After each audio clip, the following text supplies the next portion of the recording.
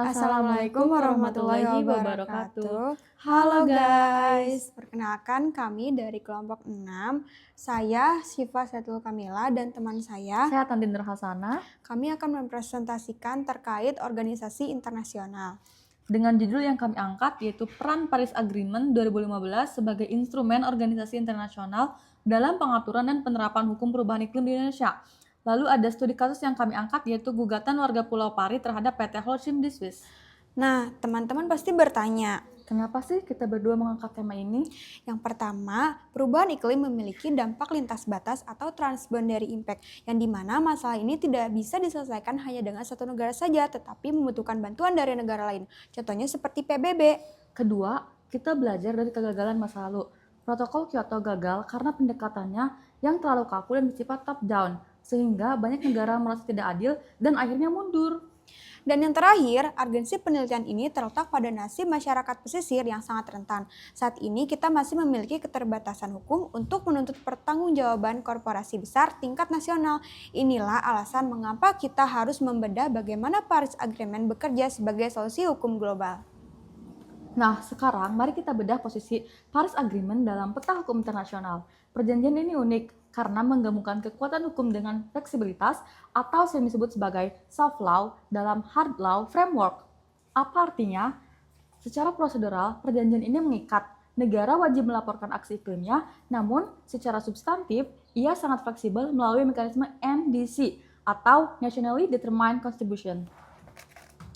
Nah, berbeda dengan protokol Kyoto yang memaksakan target dari atas, Paris Agreement memberi ruang bagi setiap negara untuk menentukan target pengurangan emisinya sendiri sesuai dengan kapasitas dan kondisi nasional masing-masing. Meski fleksibel, Paris Agreement tetap berdiri kokoh di atas prinsip CBDR. Prinsip ini menegaskan bahwa setiap negara punya tanggung jawab kolektif, namun negara-negara maju memikul beban yang lebih besar karena sejarah emisi mereka di masa lalu. Inilah evolusi baru dalam diplomasi iklim dari paksaan menjadi komitmen sukarela yang didukung oleh transparansi penuh. Lalu bagaimana posisinya di Indonesia? Secara hukum, kita telah meratifikasi Paris Agreement melalui Undang-Undang Nomor 16 Tahun 2016. Langkah ini mewajibkan kita menyelaraskan kebijakan nasional dengan standar internasional. Dalam dokumen NDC terbaru tahun 2022, Indonesia meningkatkan target pengurangan emisi menjadi 31,89% secara mandiri dan mencapai 43,2% dengan dukungan internasional. Fokusnya jelas, transisi energi dan perlindungan hutan. Namun, tantangan besar masih menghadang. Kini menghadapi inkonsistensi kebijakan di mana 62% listrik nasional masih bergantung pada batu bara. Selain itu, lemahnya penegakan hukum dan kurangnya koordinasi antar lembaga membuat implementasi di lapangan belum sepenuhnya sejalan dengan komitmen di atas kertas. Lalu, studi kasus yang kami angkat yaitu gugatan warga Pulau Pari terhadap PT Holcim di Swiss. Dampak nyata perubahan iklim terlihat jelas di Pulau Pari, di mana 11% wilayahnya kini tenggelam dan merusak mata pencaharian warga. Karena Indonesia belum memiliki hukum untuk menuntut korporasi terkait krisis iklim, warga mengajukan gugatan terhadap perusahaan semen raksasa, Holcim langsung di pengadilan Swiss. Warga menuntut kompensasi kerusakan, dana adaptasi, dan pengurangan emisi karbon perusahaan secara drastis. Kabar baiknya, pada Desember 2025, pengadilan Swiss resmi menerima gugatan ini untuk diproses lebih lanjut.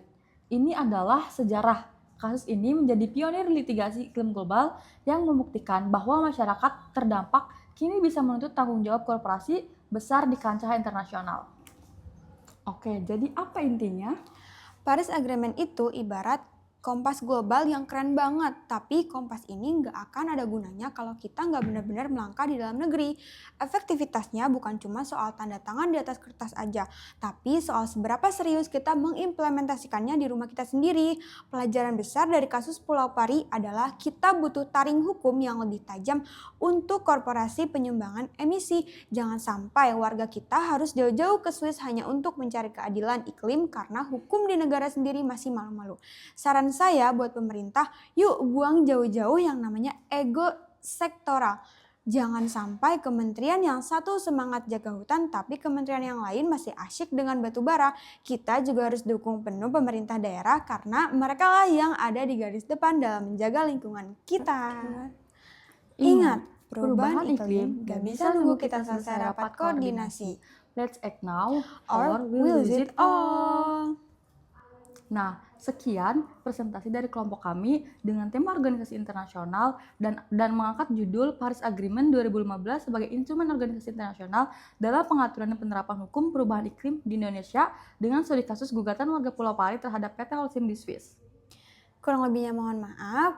Wassalamualaikum warahmatullahi Wabarakatuh.